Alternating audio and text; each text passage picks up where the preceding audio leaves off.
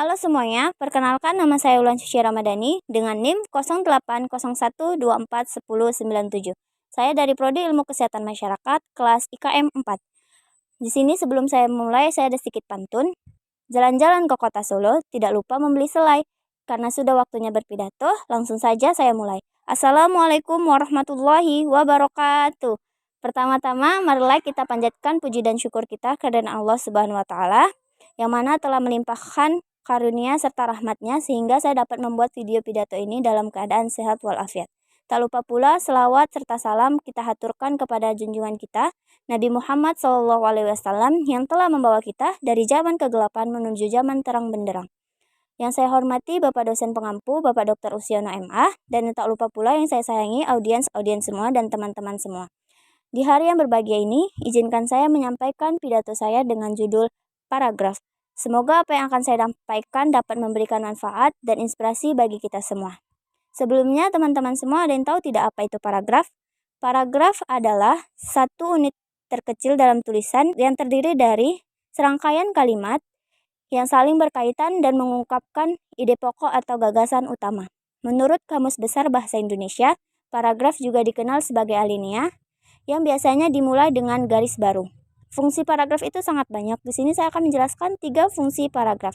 Fungsi paragraf yang pertama yaitu 1. Menyampaikan ide. Paragraf yang digunakan untuk mengekspresikan dan menjelaskan ide penulis secara sistematis. Yang kedua, memudahkan pemahaman. Dalam tulisan diubah menjadi paragraf-paragraf, memudahkan pembaca untuk lebih mengetahui informasi yang disampaikan. Yang kedua yaitu menandai pergantian topik. Paragraf membantu menandai perubahan suatu topik atau gagasan utama dalam tulisan.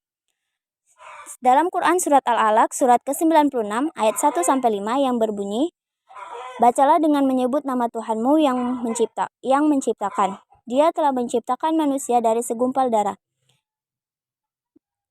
Bacalah dan Tuhanmu yang maha mulia, yang mengajarkan manusia dengan pena. Dia mengajarkan manusia apa yang tidak diketahuinya. Dalam Quran Surat Al-Alaq dijelaskan, kita disuruh banyak membaca dan menulis hingga kita dapat membuat paragraf atau tulisan yang baik dan benar. Dalam membuat suatu paragraf, kita perlu membuat struktur yang baik dan benar. Dalam struktur paragraf utama itu ada 3. Yang pertama yaitu kalimat utama. Dalam kalimat utama ini berisi gagasan pokok atau ide paragraf yang biasanya terletak di awal atau di akhir paragraf. Dan di sini kita disuruh banyak membaca dan banyak membaca sehingga pemahaman kita jadi lebih baik dan kita dapat membuat paragraf yang baik dan benar. Seperti yang sudah dijelaskan dalam Quran Surat Al-Alaq, surat ke-96 ayat 1-5. Yang kedua yaitu kalimat penjelas. Kalimat penjelas itu berisi penjelasan dari kalimat utama, yang biasanya berisi rincian, contoh-contoh, dan bukti yang relevan. Ketiga yaitu kalimat penutup. Kalimat penutup ini biasanya berisi ringkasan, kesimpulan, atau rangkuman dari setiap gagasan pokok dalam paragraf. Nah, banyak dari kita semua itu banyak sekali rintangan dalam menulis sebuah paragraf atau tulisan. Di sini saya mempunyai solusi. Dalam membuat paragraf yang baik dan benar, kita mempunyai 4 unsur. Unsur yang pertama yaitu unsur kesatuan. Dalam unsur kesatuan ini, kita disuruh dalam kalimat-kalimat dalam paragraf itu harus berhubungan dengan satu gagasan utama. Yang kedua, unsur kepaduan.